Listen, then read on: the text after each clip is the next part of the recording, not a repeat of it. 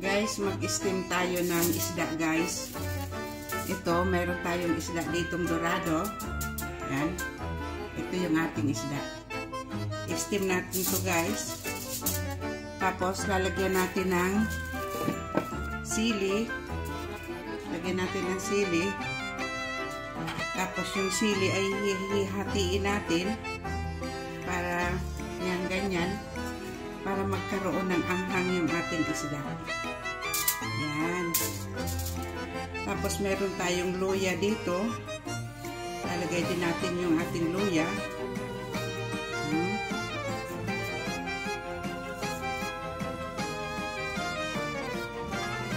Yan.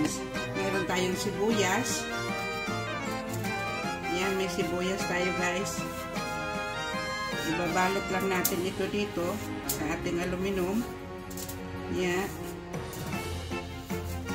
Yan. Tapos lagyan natin ng bawang. Tapos lalagyan natin siya ng asin.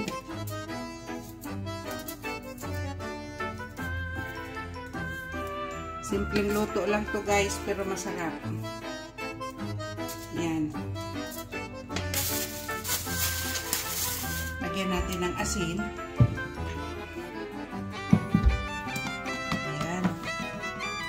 Lagyan natin ng asin to, guys. Ayan. Tama-tama lang yung asin. Tapos lagyan natin ng paminta. Ayan. Lagyan natin ng paminta. Ayan.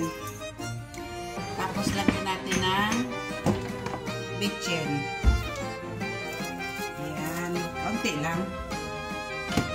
Saka natin lalagyan ng citron. Yan, guys.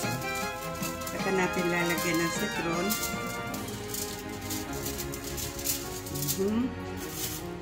Ngayon, saka natin babalutin. Saka natin babalutin, guys.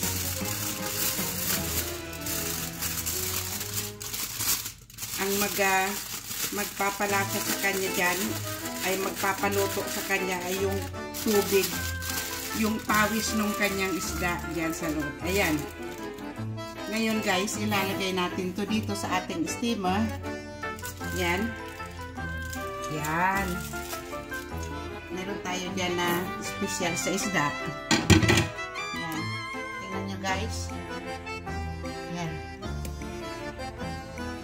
Tsaka natin yan siya dyan iluluto. Ngayon, dito natin ilalagay kasi medyo mahaba-haba ang apoy dyan. Dalawa kasi yan. Yan. Dyan natin ilalagay. Lulutuin natin siya dyan. Ayan. May apoy na yan dyan, guys. Tingnan nyo. Ayan. Mayroon na rin yan tubig. Ngayon, i-steam natin yan sa loob ng 20 minutes. Ayan, guys. I-steam natin yan sa loob ng 20 minutes. Mayroon na tayong ulam. Ngayon, ilalagay natin yung time natin dito sa oven. Ayan. Lagay natin ng 20 minutes para hindi tayo magkamali.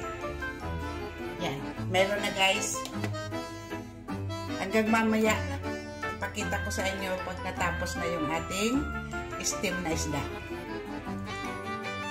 Guys, tapos na yung ating in-steam na isda.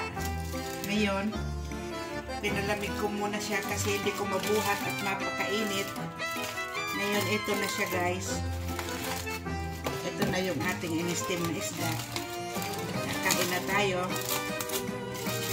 Ayan.